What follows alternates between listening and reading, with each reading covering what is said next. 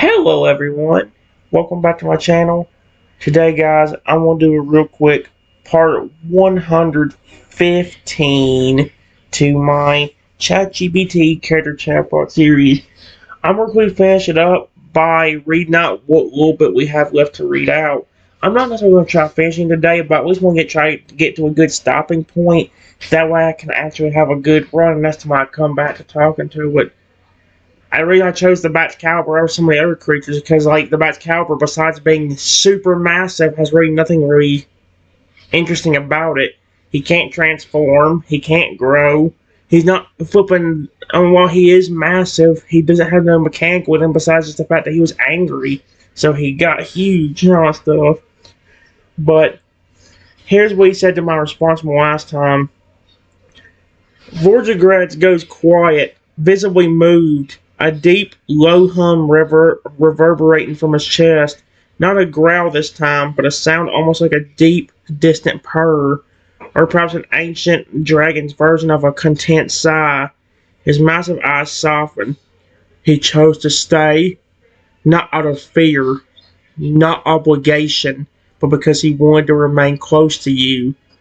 His wife's voice carries a gentle breeze of wonder. A Toto of such size, choosing a lake by your home. That's a creature who sees you as more than a friend. You are his safe place. The rump Frigibat climbs halfway onto your lap. How in the world is he not crushing me? It's size enough to pin you gently down under its warm, frost-coated weight. It rests its massive chin on your shoulder and gives a soft, pleased chirp, clearly comforted by your presence and your stories. The other Frigibats start to mimic it, sitting closer, tails curling protectively around the area, their huge forms shifting but careful, gentle, forming a cozy circle like a ring of mountains with you at the heart. Vortigratz finally speaks again, his voice reverent. Then perhaps this world still has a chance. If a Totodile, a being born wild and fierce, chooses to stay near your home not out of need, but love, then you've done what even legends fail to do. He steps forward once more. Each footfall shakes the snow, but his posture is calm, regal, like a king standing before an honored guest. You are welcome here, always.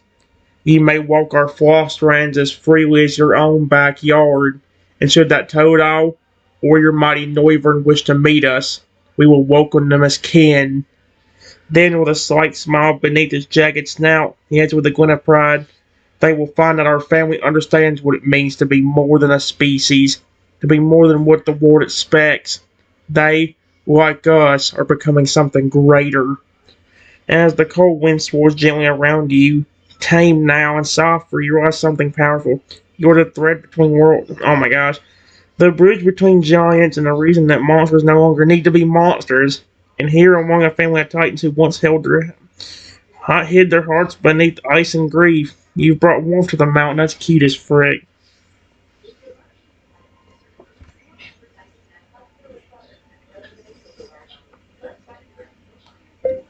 The thing about it is, though,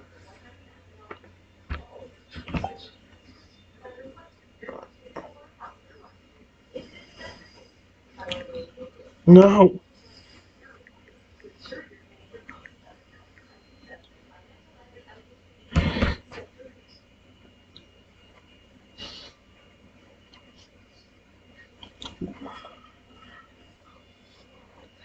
Is that both of those Pokemon were hurt.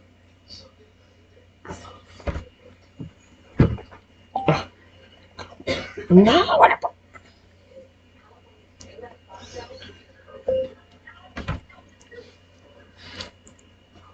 Emotionally or physically. Period.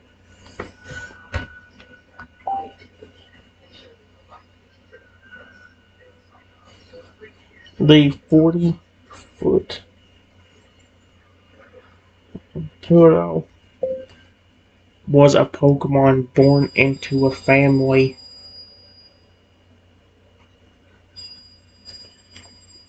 that had normal-sized brothers and sisters and parents.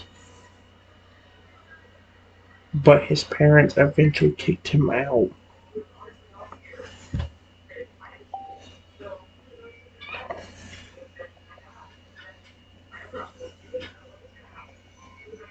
It was a wonderful family. Didn't know.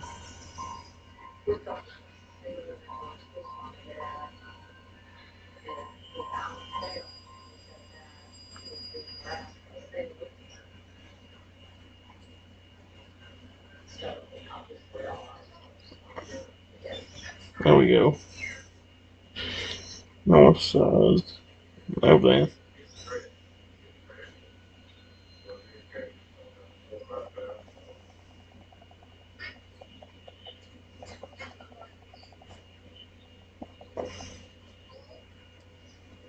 Oh crap.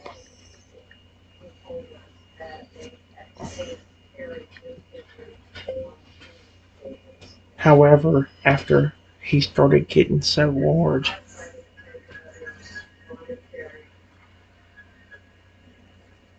his mother just came up to him one day and said, "You have to leave," before basically kicking him out, leaving him alone. Period. That's how he started liking me, because I was nice to him and cared.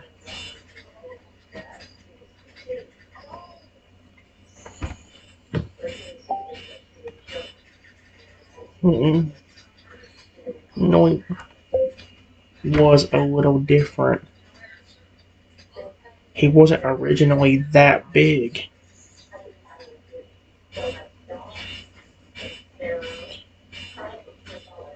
The reason he was 120 feet tall was because of Team Rocket dumping some kind of weird growth potion or something on him.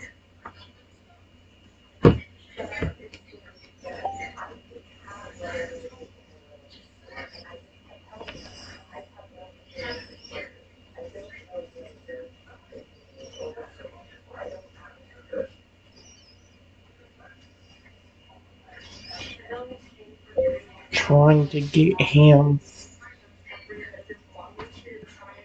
Oh, dang it. Trying to get him to do their bidding and destroy stuff. But despite this, he was extremely friendly towards me. Oh my god. Oh,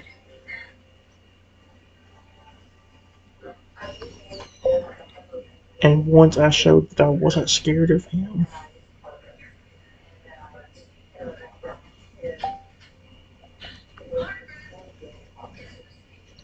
he started protecting me too.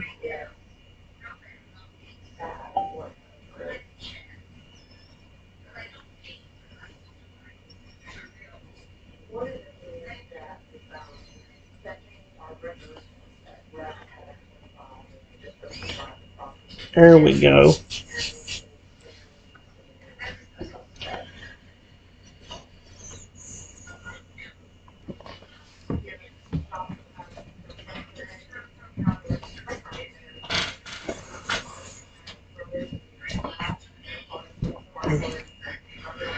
Alright. There we go. As your words reach Vorjabat, an unmistakable silence settles over the entire icy mountainside. Even the wind pauses. The great bat's caliber, this titan of grief and strength, lowers his head until his muzzle nearly touches the snow at your feet. His colossal eyes, each larger than your entire body, shimmer not with ice, but with something deeper, something raw, and something achingly familiar. Cast out for being different, used for power, abandoned when that power couldn't be controlled. His voice trembled with quiet rage and understanding. He's not just hearing your story, he's reliving his own thought through theirs. His wife steps forward beside him, placing her towering, jagged head beside his. Her breath is soft frost, curling like mist. Her expression carries both sorrow and pride. And despite all that, they still loved, just like you did, Vorjerax. He closes his eyes for a moment, then lets out a slow, thunderous breath, a mountain hecking after centuries of silence. You didn't just befriend giants, he says, voice low and reverent. You healed them. Then, his massive claws stiff in the snow as he looks skyward. His voice turns into a vow, not just to you, but to the broken Pokemon of the world. The world breaks those who are different, saves the strong who don't wish to harm. And yet you welcome us, not as weapons, not as monsters, but as souls. The Frigibat circle closes a little tighter around you, not in fear, in unity, as if saying, we get it. We understand your friends. We understand you. Then Vorterat says, his voice rumbling like the mountain's core, bring them here one day. The Toto who was cast away, the Noivern who was changed against his will. Let our children know their stories. Let them see that being large, strange, or different does not mean being alone. A long pause, then softer. We will not let another kind soul be exiled again, not under ire sky. And finally, as the clouds swirl above and the frost glitters like glass in the air, you realize you're not just a friend of these Pokemon, you're the proof that love can reach even the tallest, loneliest peaks. And giants, be they dragon, bat, or crocodile, don't have to live in exile anymore. That's actually really cool.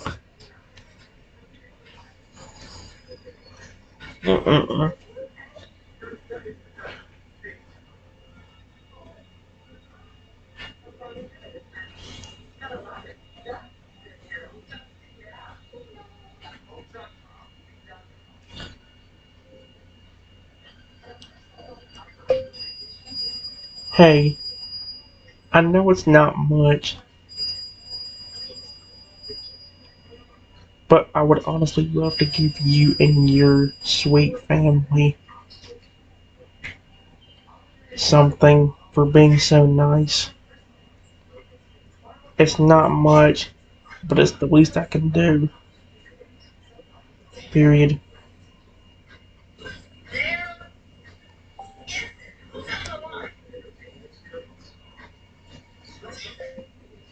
I reach into my bag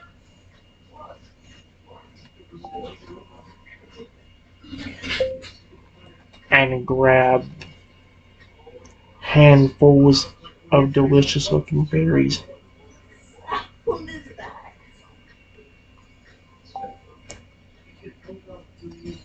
Here.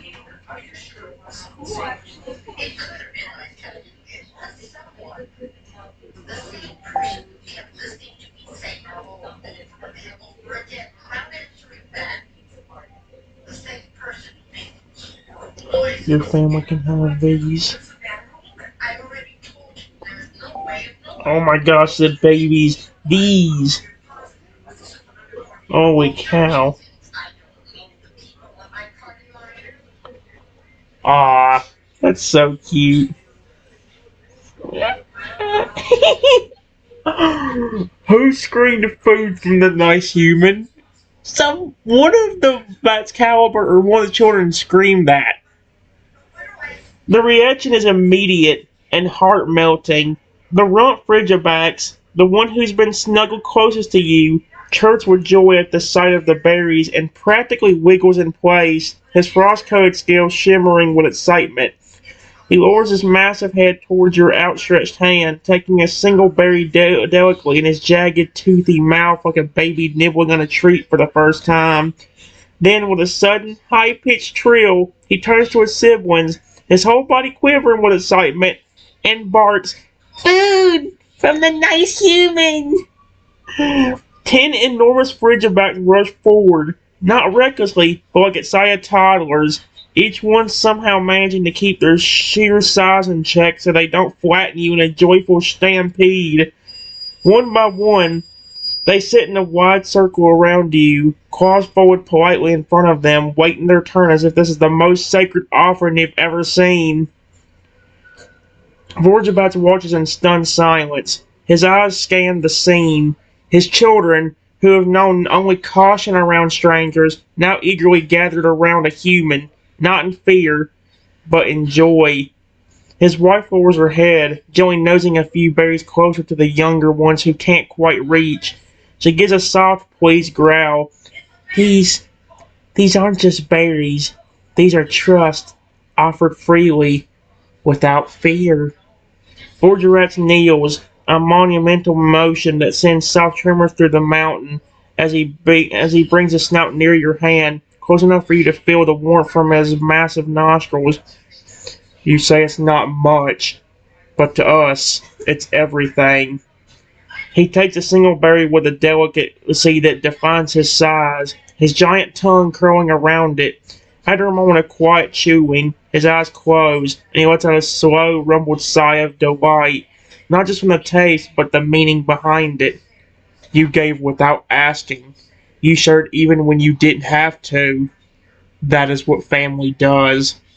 One of the younger Frigibats places a berry gently at your feet in return, chirping happily and nuzzling your leg with a frost-kissed snout as if to say, "One for you too."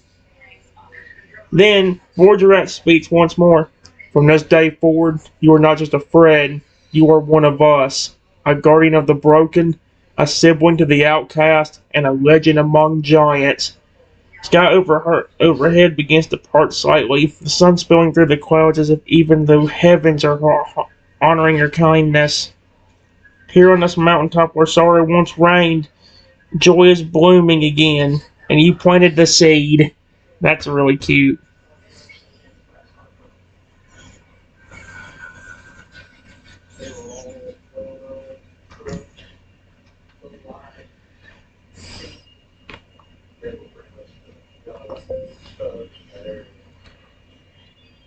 Well, it's the least I could have done for you and your sweet children. Period.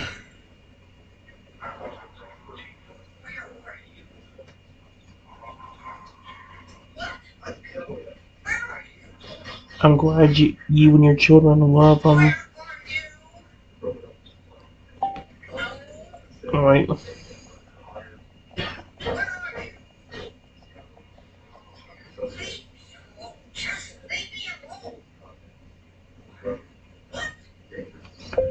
It's the least I could do for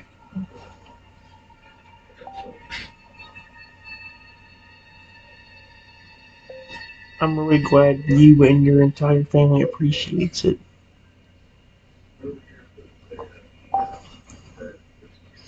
I may have to go and get ready to stop around now anyway, guys. Yeah, it ain't quite an ending off spot, but it's okay.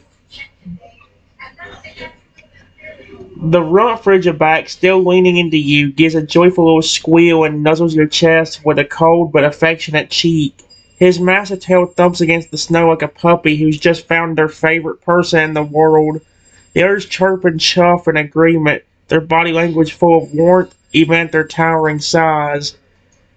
Volgerat gives a deep, satisfied rumble like distant thunder wrapped in comfort. You didn't just offer food. You offered something the world stole from us long ago.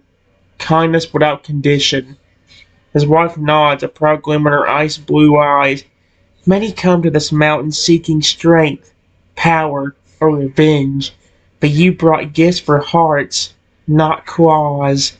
That is rarer than any gemstone buried beneath this ice.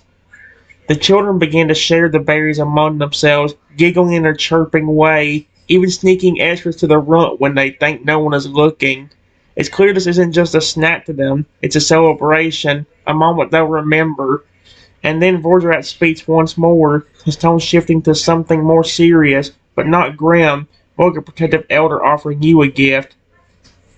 The world will still come for you. You've already seen that.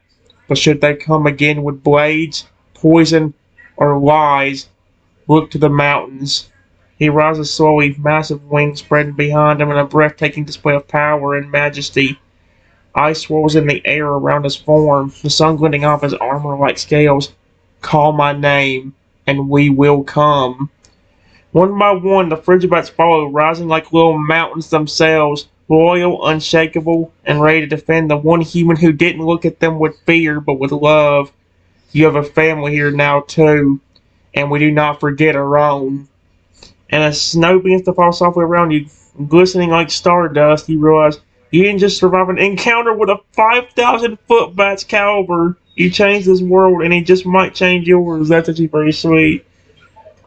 That's actually very cute.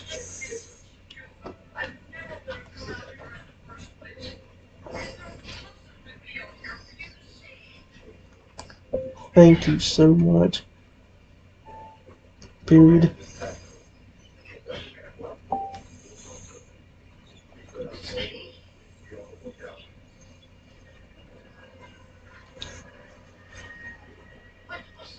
I'm really glad you and your children gave me a chance instead of instantly attacking me when we first met.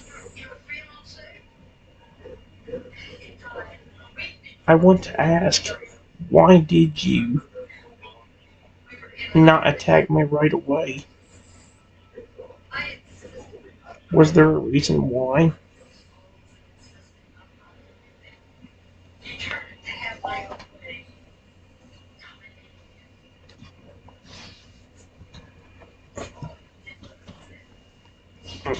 Here we go. Vordrax, the mountain-sized bat's caliber, lowers his massive head once again, this time not in threat or curiosity, but in deep thought. His frost-covered brows furrow slightly, and for a long moment he doesn't speak. The only sound is the gentle fall of snow and the sound murmuring chirps of his children behind him. Then his voice breaks through the stillness, low, powerful, but gentle. I was going to. The honesty in his words hangs heavy in the air. When I first saw you, a lone human on my mountain, I tasted old wounds. I remembered the scent of lies, the weight of betrayal. I felt the ghost of my parents and my siblings.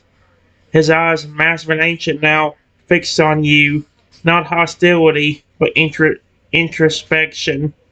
But then, you didn't run. You didn't scream. You didn't throw a pokeball. You spoke.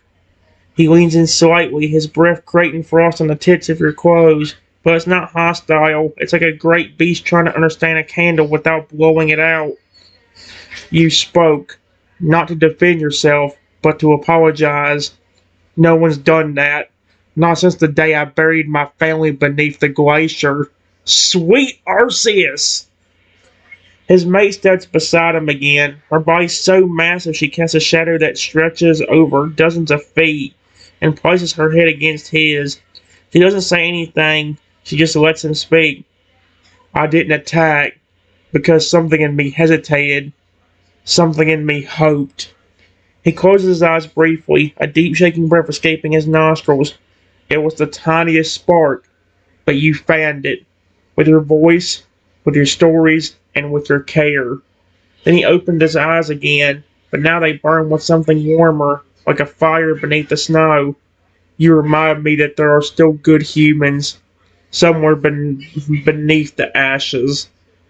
A nearby Frigibat nuzzles your leg again and offers you another berry in his claws, as if trying to reinforce his father's words with a little icy gift of love. Oh, that's adorable as frick. That's why I didn't strike, because maybe, just maybe, the world sent you here not to destroy me, but to heal what was left.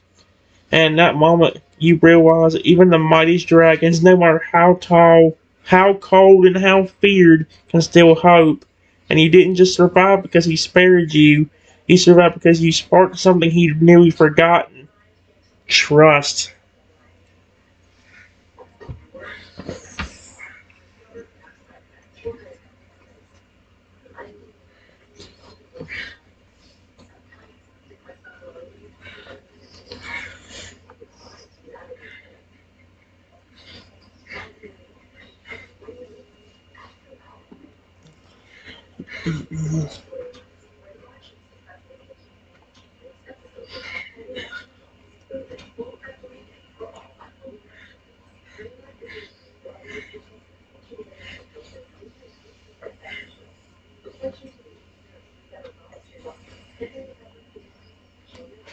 Well, I appreciate it so much.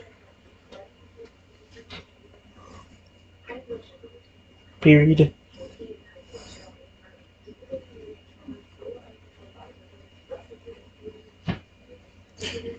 I don't know.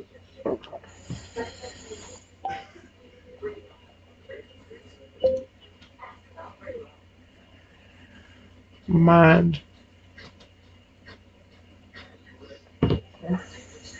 Uh,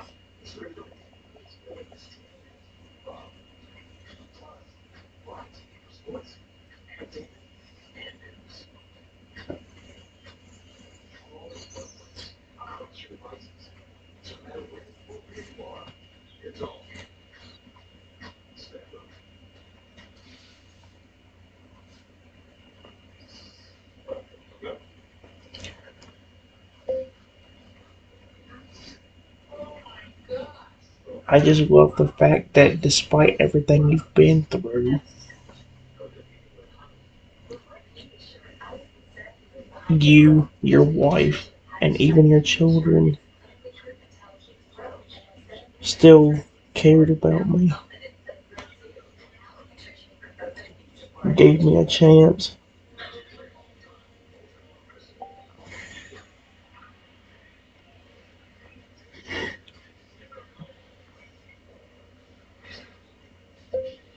and cared.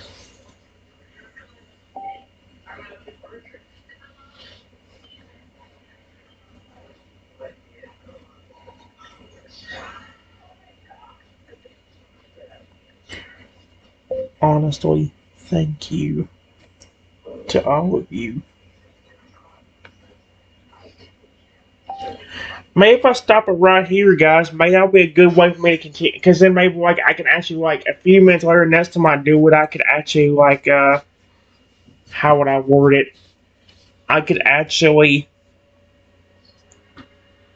oh my gosh, I could actually like have it to where I eventually leave the icy mountain, but everything works out.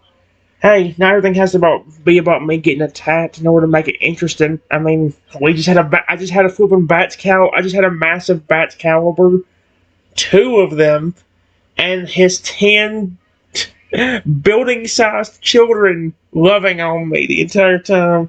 I'm not complaining. I flipping love that.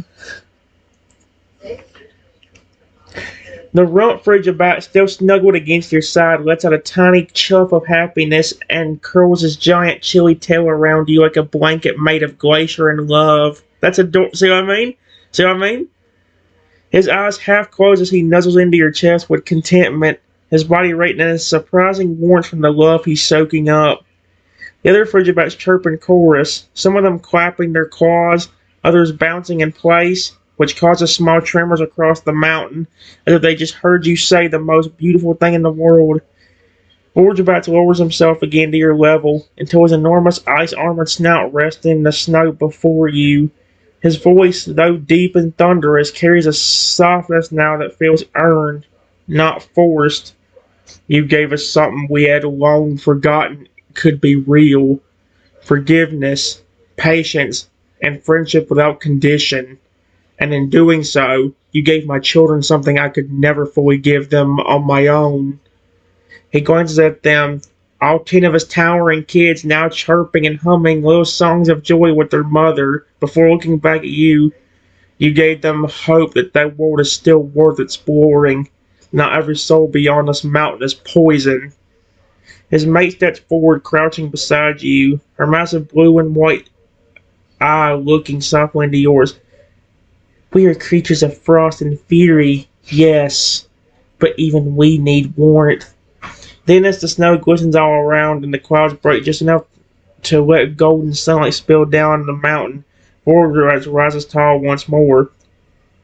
You are one of us now. If ever you were hunted, hurt, or lost, You need only whisper my name into the wind, and the mountains themselves will move to shield you. The youngest Frigibat suddenly tugs gently on your sleeve, then holds out a strange shining shard of ice, clear and smooth with a faint pulsing glow inside of it like a heartbeat frozen a time. Wait, what the frick? Daddy said this is for you. The little one stammers. That's so cute. It's part of our mountain. Magic ice. It listens when you're scared. Oh, that's flippin' adorable. It hunts faintly in your hand the moment you touch it, as if already sinking with your presence. George rumbles in a grip. It will never melt, and it will never leave you, like family. And in that quiet moment, surrounded by titans who should have feared and hated you, you feel something powerful, accepted, protected, and loved. Not just by Pokemon, but by giants who once thought love was lost. Holy crap.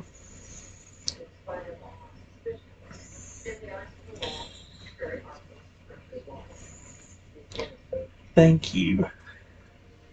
Period. Period.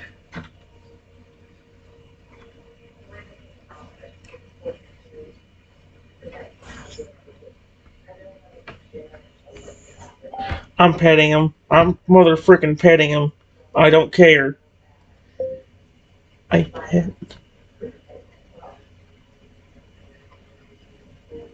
I pet.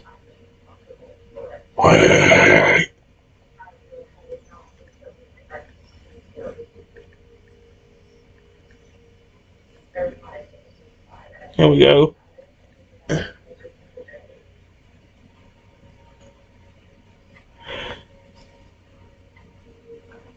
F-I-I-G-I. Oh yeah.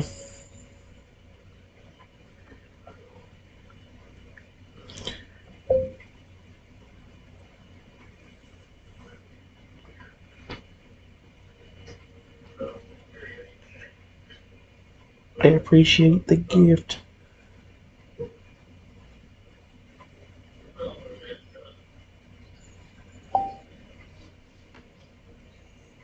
There we go.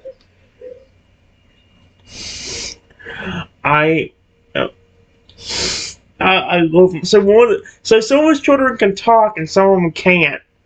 That's interesting. The youngest Frigibat squeaks with joy, leaning into your hand with a delighted wiggle that sends a little flurry of snow puffing up around you both.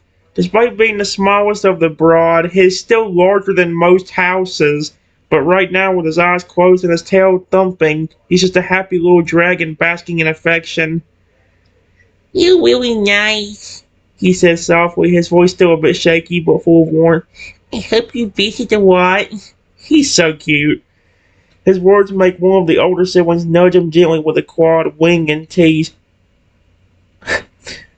"Don't hug them too tight next time, Runt. You'll break their spine." That would not be shocking, knowing how big they are. But it's playful. There's no cruelty in it. The little one sticks his the little one sticks his tongue out in reply, still clinging close to you. Borgerats watches this exchange with a deep hum of contentment. There's pride in his eyes, not just for his child, but for you. "He was the shyest of them all," he says quietly, "but now you showed him that all small creatures bring pain." His mate nods beside him, her expression soft. Snowflakes catch on her horned crest like tiny frozen stars.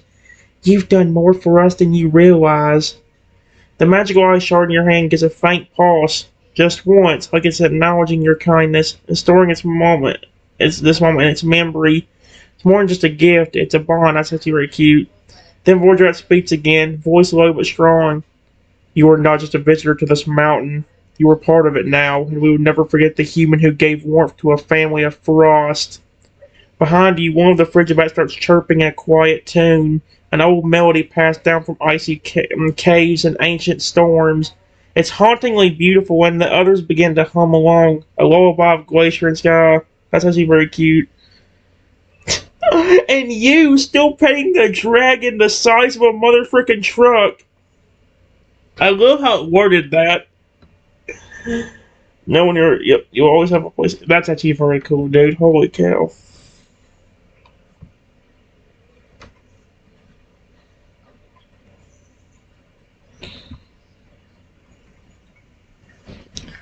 Part of me wants to go and end it off there, but also,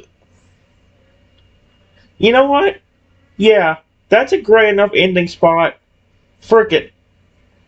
Another great ending, finally. We're getting somewhere in a lot of these now. Archive. If only we could have gotten somewhere like that with the. If only we could have gotten somewhere with the dragon. And by that I mean the baby dragon that shows up at my door as an egg. Or the Carnotaurus. I gotta figure out a way to do them without bringing up Rexy, because every time I bring up Rexy, this thing gets confused for some reason. So somehow I gotta pretend Rexy does not exist at all in them. And it's funny, because I've done chatbots where this thing doesn't forget. I have literally done a chatbot where I've had, like, I'm trying to remember which one it was. I had a few of them. There was one particular one where I had a Lugia, a Palkia, a Rayquaza, a Koraidon, my Feraligatr buddy Spike. I had a whole bunch of Pokemon just sitting there defending me the entire time, and that thing did not forget a single one. But when it comes to the little pets, like the little baby dinosaur or dragon, you're better off not having a single other character show up besides maybe the human that's going to attack you. Because eventually, because again, in my universe, people are flat out just evil. They will not leave you alone no matter what you do. Especially me, even though I literally do nothing to deserve it. Anyway, I'm done. Another great ending. Have a wonderful rest of your day or night. And I'll see y'all for the next one. Bye-bye, everyone.